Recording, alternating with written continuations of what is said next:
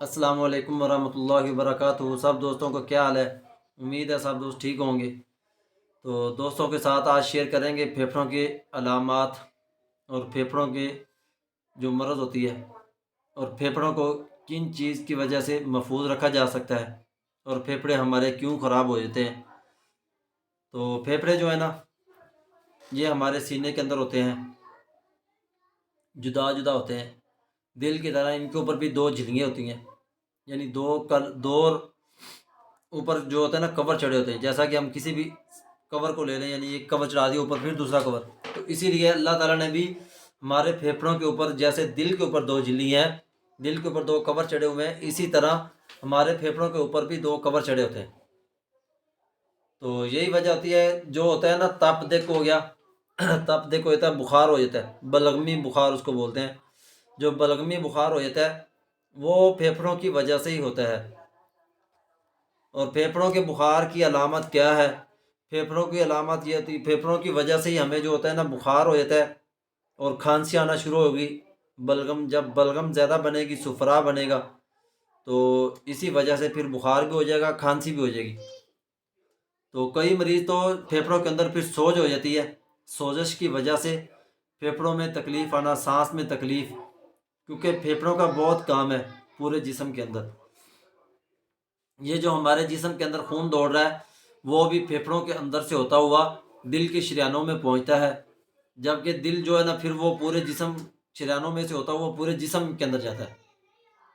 جب یہ پھیپھڑوں کے اندر جائے گا، پھیپھڑوں نے ان میں سے سفرا نکالنا ہے، بلغمی مزاج کو نکالنا ہے، بلغم نکالنی ہے، اس کے بعد پھر ہماری شریانوں میں سے ہوتا ہوا پورے جسم کے اندر جاتا ہے۔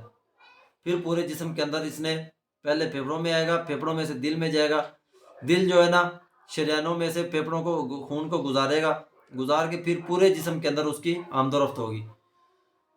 تو بلغمی مزاج ہوتا ہے نا، بلغمی مزاج والے جو مریض ہیں وہ پھیپھڑوں کی وجہ سے ہی ان کے اندر بلغم کا زیادتی ہو جاتی ہے۔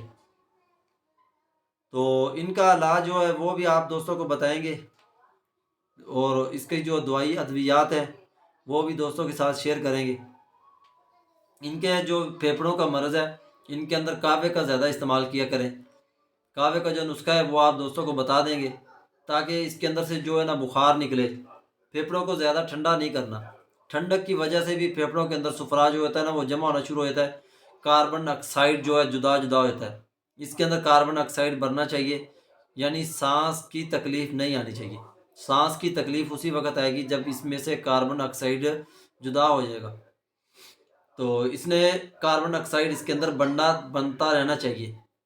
تو اسی وجہ سے جو ہے نا اس کا جو نسخہ ہے نا پھیپھڑوں کی وجہ سے، سب سے پہلے آپ نے لینی ہے ملٹھی 50 گرام، منکا 50 گرام، بلیک کلر کا منکا لینا ہے 50 گرام، چھوٹی الائچی 10 گرام، اناب 50 گرام، اور گل بنفشہ 10 گرام، انجیر 5 دانے۔ ان سب کا جو ہے نا آپ نے کہوہ بنانا ہے، اس کا شربت بنا کے نہیں رکھنا۔ ان سب چیزوں کو لے لینا ہے، آدھا انجیر کا دانہ ڈالنا ہے، 1 دانہ اناب کا، تھوڑی سی ملٹھی، 1-2 الائچی، اور ان کا جو ہے نا کہوہ بنا کے آپ نے صبح اور شام آدھا کپ لازمی استعمال کرنا ہے۔ اس کے اندر اس کا جو ہے نا پرہیز ہوتا ہے، ٹھنڈی چیز زیادہ نہیں استعمال کرنی، ٹھنڈی چیز سے بہت بچیں۔ تو یہ اس کا جو ہے نا اس کا جو نسخہ یہی ہے، اس کو استعمال کریں۔ انشاءاللہ تعالی 1 ہفتہ استعمال کرنے سے پھیپھڑوں کی علامات، پھیپھڑوں کی بیماری سے محفوظ رہا جا سکتا ہے۔ تو اسی لیے جسم کے جتنے بھی اعضاء ہیں نا، ان کا جسم کے اندر کسی نہ کسی طریقے سے کسی بھی جگہ پہ ان کا کام کرنا لازمی ہوتا ہے۔ ہر جو اللہ نے جسم کے اندر، انسان کے جسم کے اندر جتنے بھی اعضاء بنائے ہیں وہ سارا کوئی نہ کوئی ان کا کام ہوتا ہے۔ تو اسی لیے پھیپھڑوں کا بھی کام یہی ہے، انہوں نے خون کو صاف کرنا ہے، صاف کر کے انہوں نے دل کو دینا ہے، دل نے آگے جو ہے شریانوں کے اندر جدا جدا کر کے بھیجنا ہوتا ہے۔ تو یہی اس کا نسخہ ہے۔ تو انشاءاللہ اس کو استعمال کریں، استعمال کرنے کے بعد تھوڑا سا پرہیز بھی کریں۔ آج کل جو ہوتا ہے نا زیادہ جو بزرگ آدمی ہیں ان کے بیچاروں کا بہت مسئلہ بنتا ہے، سانس کی تنگی ہو جاتی ہے، بخار ہو گیا، کبھی بخار اتر جاتا ہے، کبھی چڑھ جاتا ہے، تو وہ اسی وجہ سے ہوتا ہے، پھیپھڑوں کی وجہ سے۔ تو پھیپھڑوں کی وجہ سے سانس میں بھی بہت تنگی ہوتی ہے، سانس لینے میں بہت تکلیف ہوتی ہے، پھر بلغم آنے لگ پڑتی ہے۔ تو اس کو استعمال کریں. اس کے اندر میٹھا جو ہے نا وہ شہد کا استعمال کرنا ہے. شہد لے لیں 1 نمبر، وہ اس کے اندر آدھا چمچ شہد کا ڈالیں، آدھا کپ یہ ہو کعوے کا. تو انشاءاللہ 1 ہفتہ استعمال کریں. گرمی ہو سردی ہو یہ کعوہ استعمال کرتے رہیں، اس کا کوئی نقصان نہیں ہے، اس کا انشاءاللہ فائدہ ہی ہوگا. تو اللہ حافظ.